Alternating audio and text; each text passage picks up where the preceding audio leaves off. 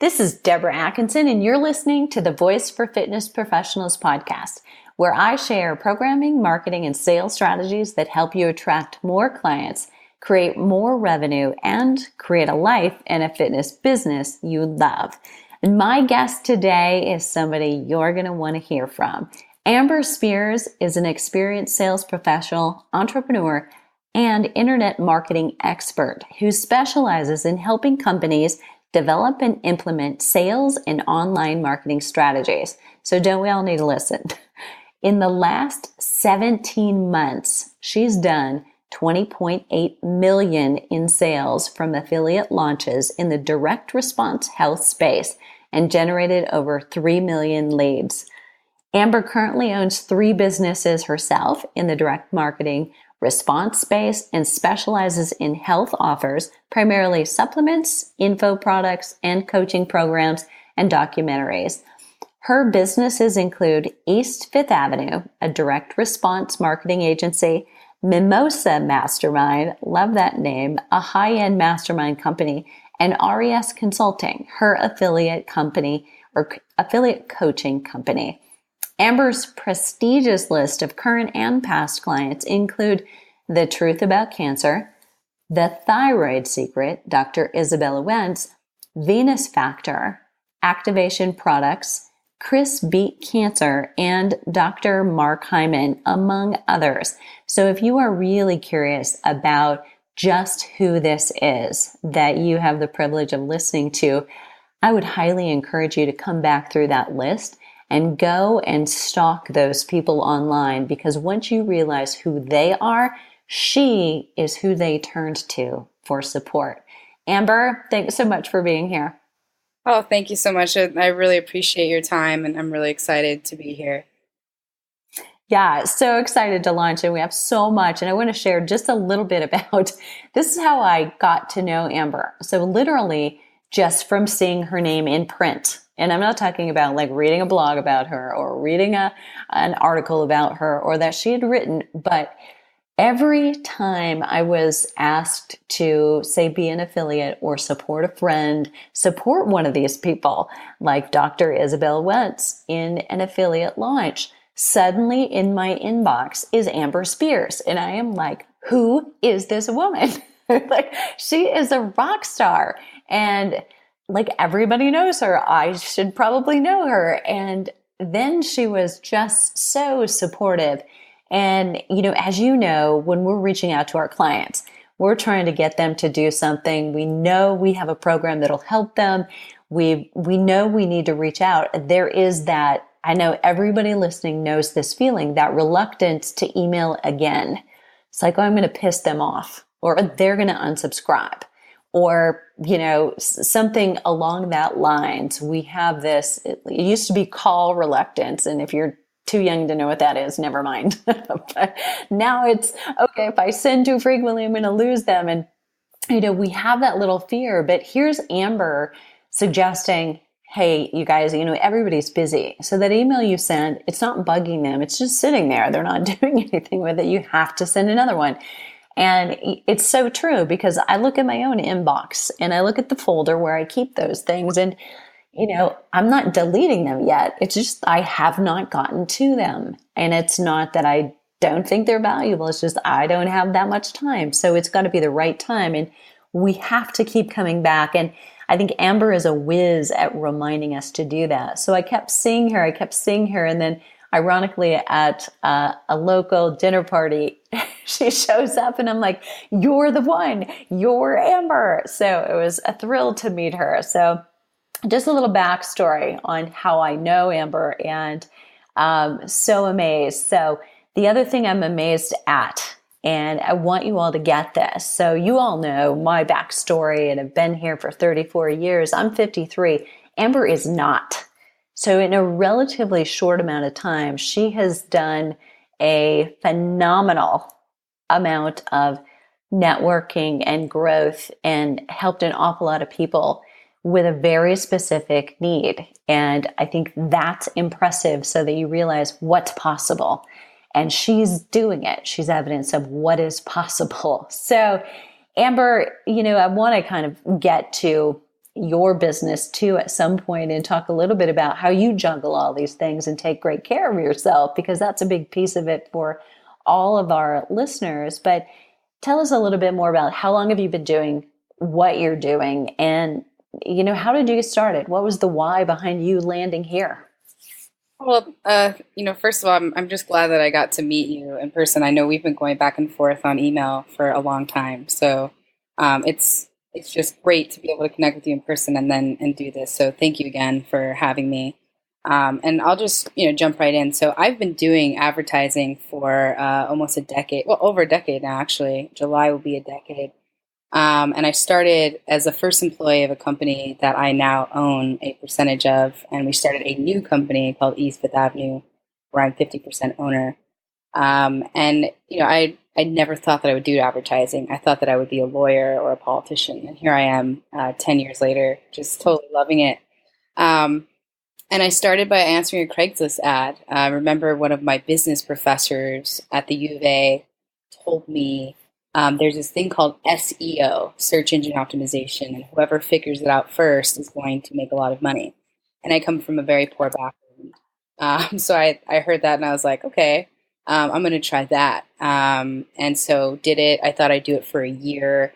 And I knew that we'd be servicing attorney clients. So I did it because I wanted to ask the attorneys if they liked what they did. And after working with many attorney firms, hundreds, and some of the biggest in the world, I found out that 95% of them would never be a lawyer again if they had a choice. So I said, I have a good deal doing this. And about 5 years ago, almost, about 4.5 now, is when I started doing direct response marketing. And some of you guys might actually be familiar with Craig Ballantyne. I came from Arizona to Denver to work with him. He had just bought Early to Rise. He owned Turbulence Training, which was a fitness, basically an online fitness product. And he also ran the 100K group for fitness professionals that were looking to break into online marketing and to kind of get off of the grind of, waking up at 4 a.m. and training clients all day and doing that. So I'm pretty familiar with, the feeling of wanting to do more stuff online so that you can have a bit more freedom. And from there, that's where I learned copywriting. That's where I learned a lot of the direct response principles. That's where I did my first launch. And that's kind of where this whole online marketing, affiliate management stuff started, was when I made that leap with Craig. So if I'm carrying that out, then Craig was kind of your first. You did a flipping good job, and from that, gained referrals and new business. Yeah, I moved to Denver to learn copywriting from him. I wanted to figure out how to be a better marketer. And I'd already learned how to do sales management. I grew that company from myself as a first employee to we had 100 contractors at one time, opened up 3 offices in 2 states, became the VP of sales, and decided that management was just not my favorite thing at the time. I had to deal with a lot of angry clients, and I missed working with my clients one-on-one in a positive way. And I also wanted to be a better marketer. So I'd been on Craig's list for a long time, and I'd also been on Mark Ford's Early to Rise list. And when I saw that Craig bought it and that he was offering people he was basically offering to teach you to be a copywriter, I decided to move. And that's when I started starving. I moved from Phoenix to Denver, and I was making 6 figures, and I moved to Denver to making $30,000 a year in a city that was a lot more expensive than Yeah, Phoenix was. I can relate. I can relate to that. Yeah, and I learned quickly that the people that were making money at the company were the copywriters and the owners, and I was a junior copywriter. And after months of banging out sales letters and helping some of the products and helping on some launches, I heard about this thing called affiliates, and I was sitting next to a girl who's still there named Bianca Schaefer, who was the director of operations, and I would hear her talking to these affiliate people. And she was really bad at it. She wasn't a salesperson in it. And one day I was like, why are you doing this? She's like, oh, well, I make, 10% of anything that I sell. And that's when I was like, ding, ding, ding. Okay, if you're making that, then I can go ahead and see if I can make it better. So I did. I turned it into a program that was, doing 10,000 a month in sales to six figures pretty quickly, and just started traveling all around representing Craig. And then their best launch at the time was a $389,000 launch. I spearheaded the next launch that we did for a product called 6 Minutes to Skinny, and we did a $1.3 million launch, which was the biggest that they'd ever done over the course of 55 launches. And it was just because I used the selling principles that I knew from my prior job, from hiring and training. And then I got sick. I'd been sick for a long time. I ended up having massive tumors, and I had fibroid tumors, and got really, really sick and couldn't work anymore. And so that's when I resigned from my position with Craig, got a hysterectomy, and during that time started working my connections and trying to figure out who wanted to take me on. So I became a consultant, consulted with Activation Products on a couple multi-million dollar launches, helped them run those, started working with Venus Factor, learning how to do product launches, create products from scratch, and then just started getting reputation. I did some work for free, and just kept building up my portfolio until I caught a really big break with Truth About Cancer. I had been just writing content for them before, and then I started doing affiliate management for them, and that's really where a lot of people are like, "Man, you came out of nowhere," and I think it always kind of feels like that. And you're like, "No, I've been here. I've been grinding. I've been working. I've been putting my time in. It just feels like I popped up out of nowhere."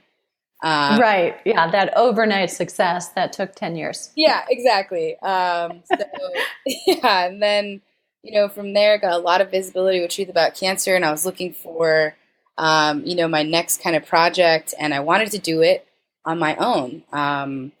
And I had a chip on my shoulder because Truth About Cancer got so big, and I played a part in that, and I still love those guys. I still have a great relationship with Jamie and Ty and John and all those guys over there. But they had done it on their own, and they had started it kind of on their own, and I helped pour gasoline on it. So I was looking for a project with people that were good human beings that I loved spending time with on a product that was similar in a different category that I could help start from zero, so that I could prove that I was one of the geniuses behind the scale. And I did that. So I picked Isabella Wentz and Michael, and it was probably one of the best decisions I've ever made. They're now some of my closest friends, and what we were able to do, taking the Thyroid Secret from zero to 535,000 subscribers, taking Isabella #1 on the New York Times, A Truth About Cancer, the highest we were able to get Ty was #3, and cultivating that friendship, cultivating that trust, and me being the face of it from the very beginning, proved that my methods and systems worked without any shadow of a doubt. And that's really the thing that's catapulted me to a new level of success was that partnership and that project. Let's talk about the timeline, just to give people an idea of, Michael and Isabella Wentz. I mean, it's fairly fresh given the book was out earlier this year, but your relationship with them and the beginning of the launch and starting to talk about that, how long ago did that happen? Yeah, so that's a great question. That happened about 3.5 years ago when I went to JJ Virgin's event. I was representing Craig at the time, and it was their first mind share. And I was actually looking through my car 3 months ago. This is like how disorganized I am. And I had a box left over from ETR when I left.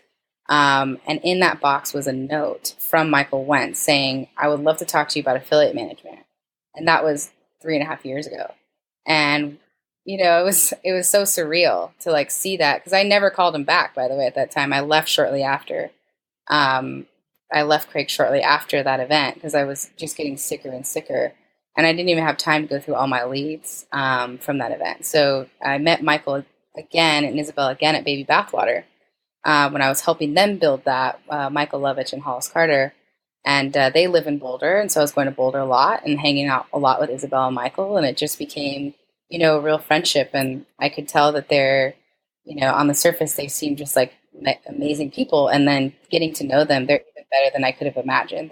They're incredible. Yeah. Yeah. So deep. Yeah. And I think that's so true in all of this, that when you actually meet somebody and you click with somebody. So my next question is pretty relevant.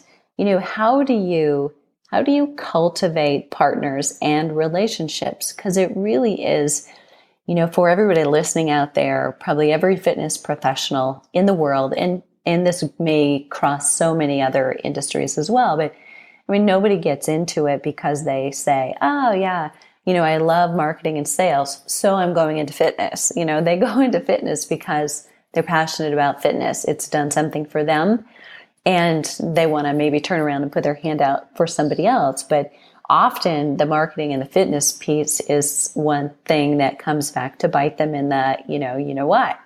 So, relationships, though, is really what we're talking about when you're cultivating partners that are going to be your best partners for affiliate. And I mean, how important is it to nurture those people in your life and help them while you're helping your own customers and your audience? I think in the past, there's been a little maybe stigma about, well, if I help them or if I share, am I going to get back? And, that relationship doesn't work very well. Yes. So I pride myself on being one of the biggest referral partners of anyone in the space. So I train my team as well, and it's a part of our company culture that we will be the biggest go-givers in the space. So we give first before we ever ask. And that doesn't just include, introducing you to other affiliate partners. That includes, me getting on the phone saying, what are you struggling with right now? It doesn't have to be that you need more affiliate contacts. If your merchant processor is down, or your copy's not converting, or there's something else going on that has nothing to do with affiliates, then that's not really going to help you. So I have a huge contact list of people that I have relationships with, that I maintain outside of just other affiliate partners. So, I know that if one of my clients or my friends are struggling with needing something like that, I have vetted the best people. And it helps to have my own mastermind too, because I only bring in, the best vendors and the best affiliate partners, the ones that have a reputation for honoring their commitments. And it gives me that added advantage. So I try to be the best connector that I can be to my friends and to my partners, and to always give first. I think the other part of it is the thing I enjoy the most about affiliate marketing is that you are working with people that on the surface seem like a competitor of yours. Certainly when I was at Helix, when I was a sales manager, you would never catch me trying to get the Nike account, right? Nike or LifeLock or a big account, and then going to one of my competitors, another agency, and saying, hey, what did you quote them at? What are you giving them? What are the deliverables? Who are you talking to over there? I would never do that because they're my direct competition. But in this space, Isabella works with Dr. Christensen, and they both sell supplements. They both talk about thyroid. But yet they're both making money and helping each other because they know that each one of them has great products. And if something doesn't resonate with them, it's going to resonate with the other, right? So we constantly in this space are sharing our best tips, our best practices. We're introducing each other to each other. And we're supporting each other's books and launches and competing supplements, and that's the thing that I love the most about this. And it makes it really easy to be a go-giver if you have that attitude. I love that. And, that comes back really to a friend of ours, though. You talked about, meeting them at Mindshare, and if listeners aren't familiar with it, so big summit, health gurus in the wellness space. But, one of JJ's infamous, mission statements is, I'm going to get it wrong. A rising tide lifts all boats. I always want to flip that backwards. But so true, and yet it's not always what we see. So when you can have that, and take that step, even if it doesn't always work out. The right people will come to you. The right people will show up in your life, and eventually the bad ones weed themselves out, and you're better off knowing right away who that is. Let's dive in a little bit. So let's say we've got a fitness professional, or maybe a personal training director or owner, maybe who's wearing all those hats, in fact, who's launching for the first time ever.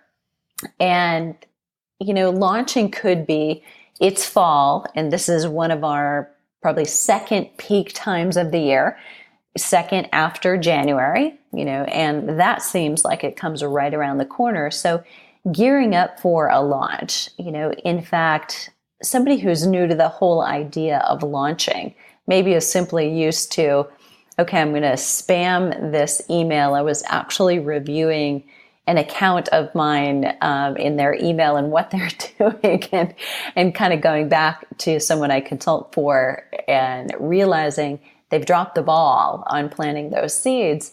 But looking at, what is a launch? What do you recommend they do, and be prepared to ask for help doing? I mean, what are areas where you're most likely to see failed launches?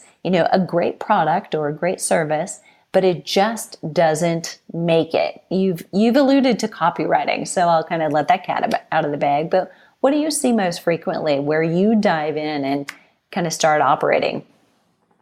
Yeah, so those are all really good questions, and we could talk about all of those components because I've been part of failed launches too. Those are just not things that I talk about as much. Everyone wants to know the good stuff.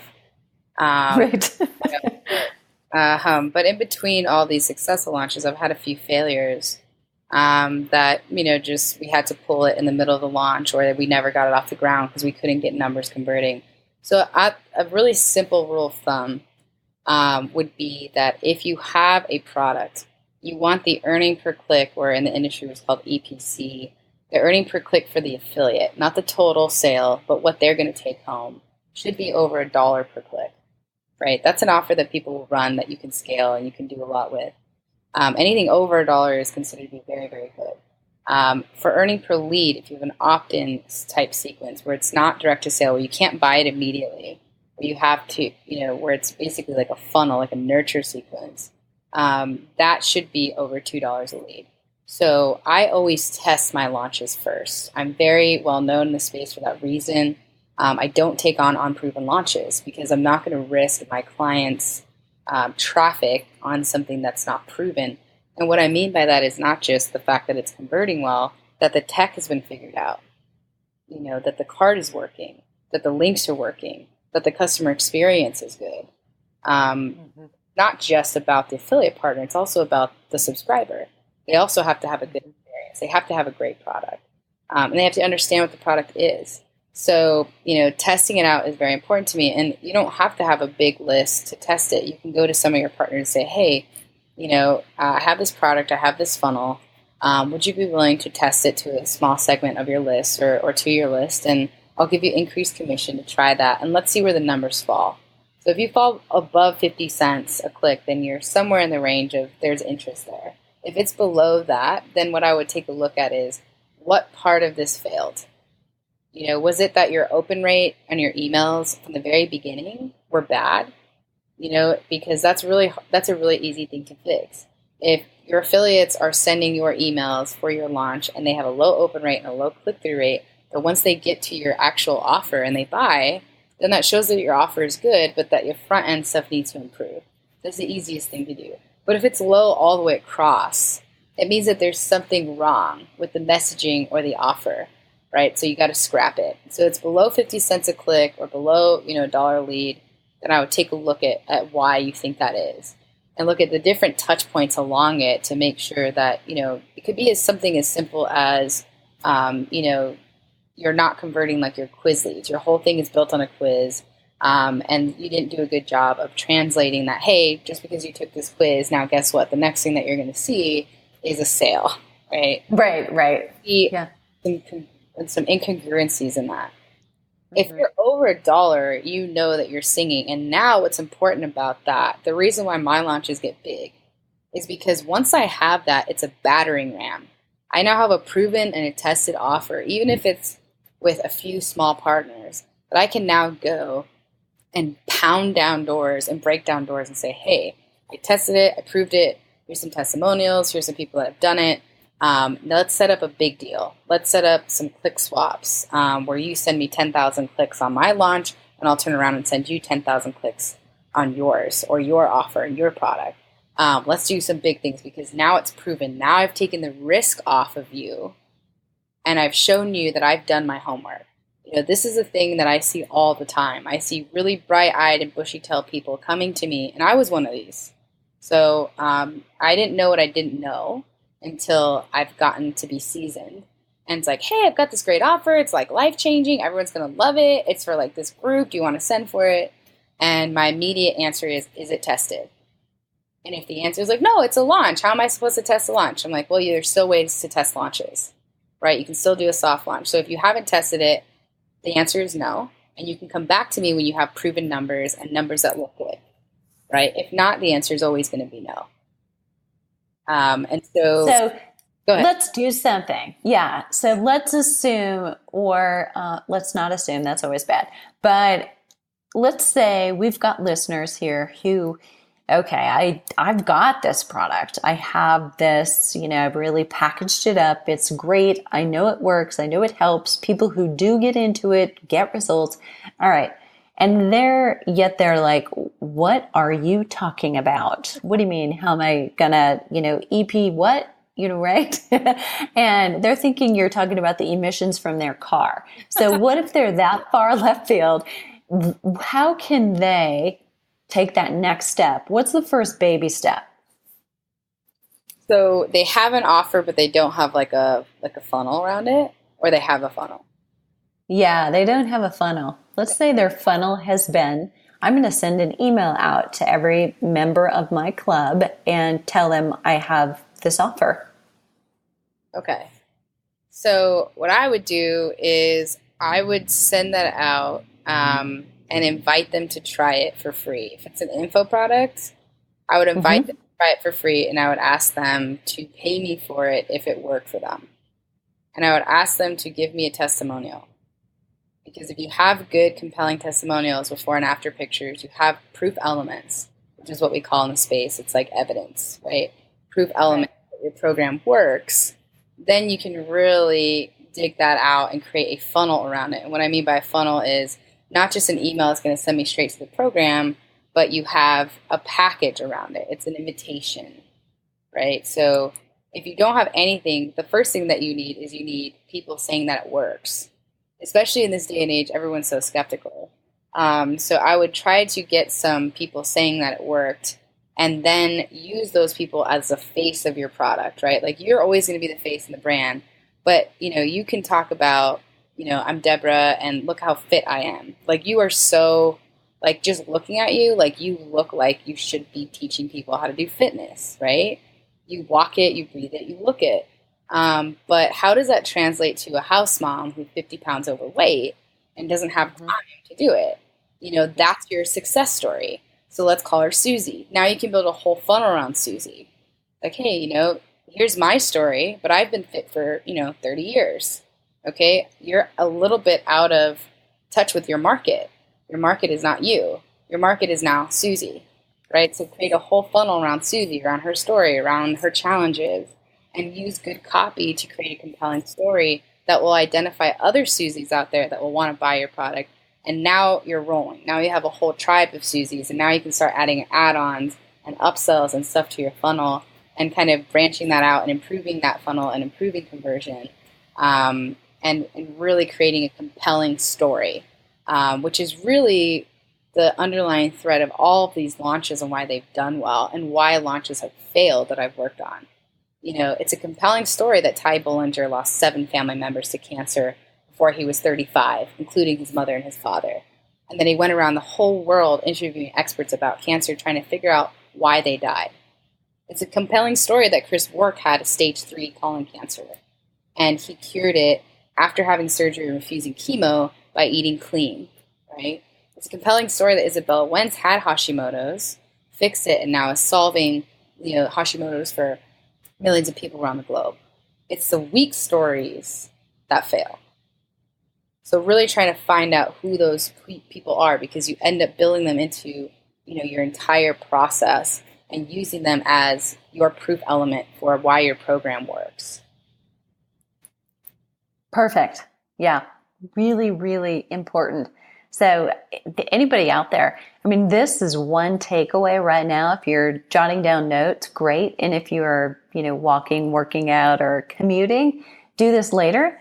But what you've got to find is that compelling story, and it may not be yours. I think so often we're looking for our why. Why are we teaching? Why are we training? Why are we, in business? But it may be something else if you don't have a huge transformation to talk about.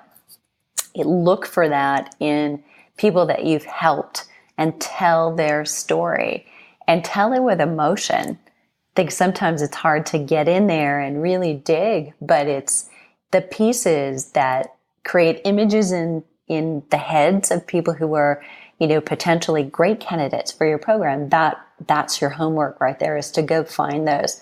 The things that I always say is, to a client, find your why, because there's going to be days when you don't want to get out of bed in the morning to actually do this workout.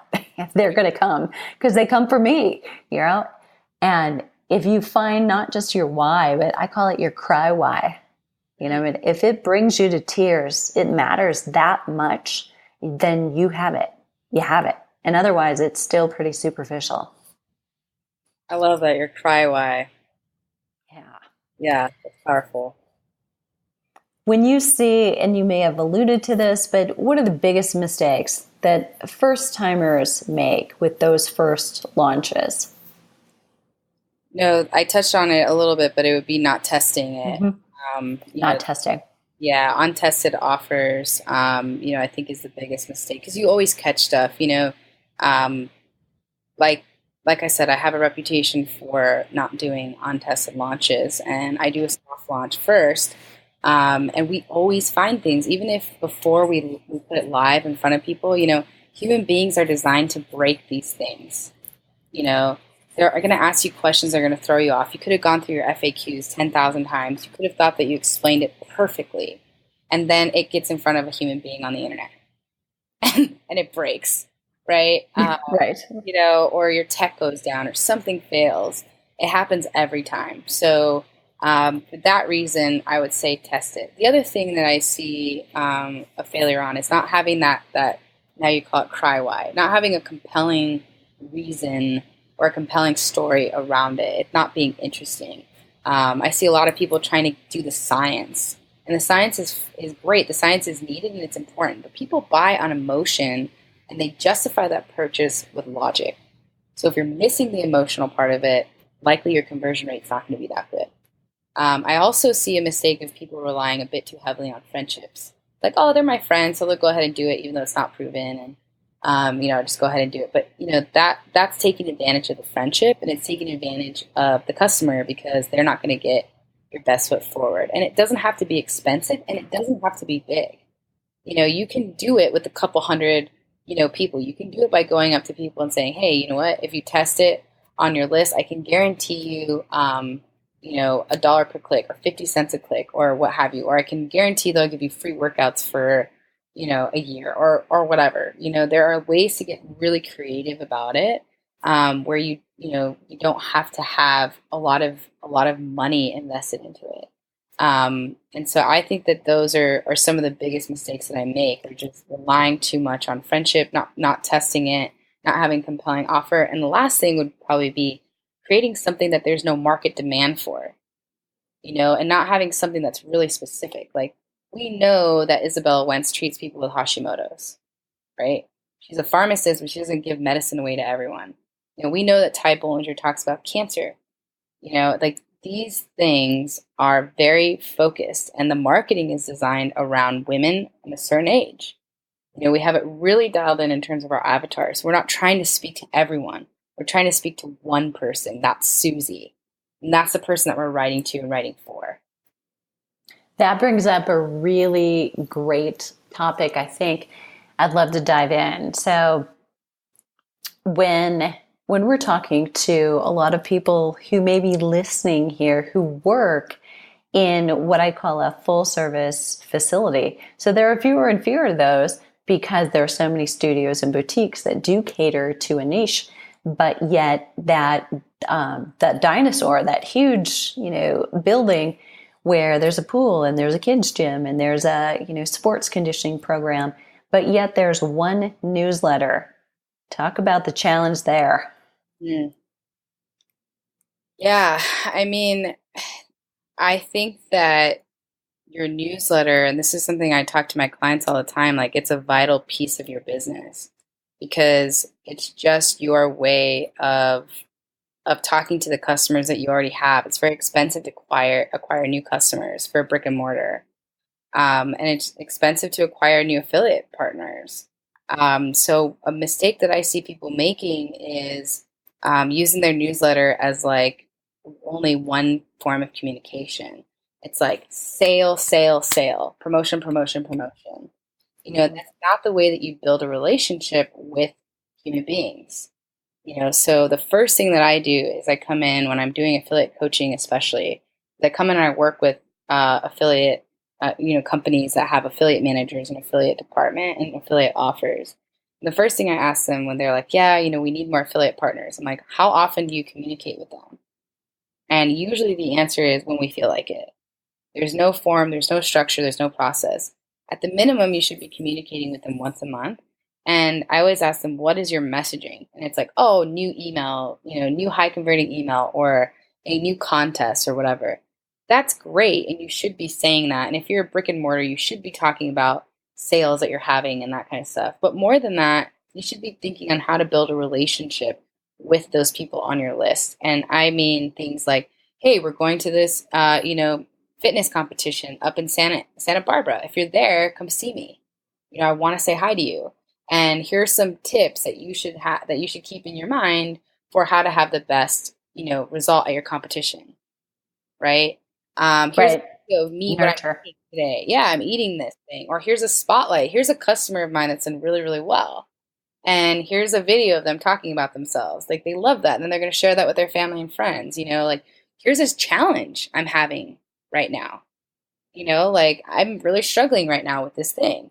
I've been lifting too heavy and my discs started hurting me now. My back was thrown out and I'm kind of down the dumps about it, but I'm going to pull myself back up and here are my strategies for getting back in the gym. It's the same thing with like, my affiliates when they're talking to their affiliates, right? It's like, don't just tell them about this high converting swipe that you have. Talk about a winning Facebook ad that you did and why it won and what the numbers were and how you thought of it. Talk to them about struggles that you're having in your business and how you're overcoming them. Talk about this great hire that you just got and share with them, the ad that you put out. Like those are the things that build relationships between friends, between humans. And I consistently see the biggest mistake that people are making with their newsletters is it's not regular. And if it is regular, it's regularly talking about the same thing. And it doesn't incentivize people to open that ever. They'll open it when they feel like it, they'll open it when they want a discount on something. And that's not the type of customer that you want anyways. Yeah, so true. Right. We have to think about who it is what we're attracting with what it is we're doing. It makes awesome sense. Okay, so Amber, I'm going to bring this down because I know you're jumping on a plane. You're actually in the middle of two launches. You're just a little busy. So we're going to wrap this up, but I always save the best, juiciest question for last. So that is there a question that you wish I would have asked you? Oh, it's a good one. I know, right? Yeah, the question I wish you would have asked me. Um, Specifically to these guys here. I know it a bit more intimately than most people you probably have on your podcast of like being a fitness professional and trying to go online, because I work with Craig so much. So, the one thing I wish you would have asked me is, how soon can I stop training clients in person and how quickly can I start, just doing things online and why does that matter? My answer to that would be, it depends on who you are. But what I see from my clients is a lot of them still love the one-on-ones. That's always going to be something that they enjoy, but they can touch so many more lives by getting their programs online and taking the best of what they teach in the gym and putting that on an online format that anyone in any part of the world can access with an internet connection. And if your mission is to change lives and to get people feeling their best, looking their best, living longer, living healthier, then the goal should be to reach out to as many people as possible and to try to do an online program that's going to not only enable you to do that, but it's going to give you the freedom of being able to say, hey, you know what? I don't need to get up at 4 a.m. I don't need to be in the gym at all these times. I can actually leave my house and I could still feed my family and feed my family in a much bigger way because I'm impacting so many more people. So that means that I'm being paid from so many more people, and have that freedom and flexibility. And then you can choose who to work with, because that's my favorite thing about where I am now is I say no probably 10 times a day. Not because there's people reaching out to me that I don't like, but because they're not the best fit for me. They're not the best fit for me, and I get to pick and choose who I want to work with. And those are the ones I work with one-on-one, and the rest of the people that I work with are more impacted by, things that I set up well beforehand, that are automated. And so it gives me a lot more freedom, and that's what I'd love to see for your folks here is, phasing out within a year and making more money than you did as a trainer, doing online stuff, and then getting in and picking and choosing who you're going to work with one-on-one, and having that freedom and being able to leave the gym and being able to, have a life outside of just the one-on-ones and still being able to make a bigger impact and making more money. So that would be my goal, my hope for everyone on this call. It's going to hear this later. And you nailed it, right? It's not just about the revenue. It's not just about the impact, but it's also about ultimately what everybody wants and craves is freedom and flexibility. Love it. Okay. And we're going to give 2 ways to get more Amber. So let's just mention those URLs and then I will put those in the show notes. So where are the 2 places I want to let people know where they can learn more about the Mimosa Mastermind? Yeah. So you can go to mimosamastermind.com. You can check out our page and learn a bit about me and what I do, in terms of helping, people that are online entrepreneurs improve their funnels, improve their relationships, and get an immediate ROI. I'm doing things a lot differently, which you'll see on that link. And then the other way of doing it is going to check out my agency, which is called East Fifth Avenue, with a 5 TH. So you can go to www.eastfifthavenue.com, and check us out there. Awesome. All right, Amber, thanks so much for being here. And you'll catch your plane and be on time, and great luck with it. Although you don't need luck, I know that, with the launches that you're in and the future ones. And by the way, you all, if you're listening and you've got a question that we didn't ask, leave it below the show link at fitnessmarketingmastery.com and share this with your fellow fitness pros. To get the most out of the show, check out the show notes for today's show with Amber Spears at fitnessmarketingmastery.com, and we'll share the links for you so you can connect with Amber further and learn a little bit more about how to build your freedom. Thank you so much, Deborah, for having me.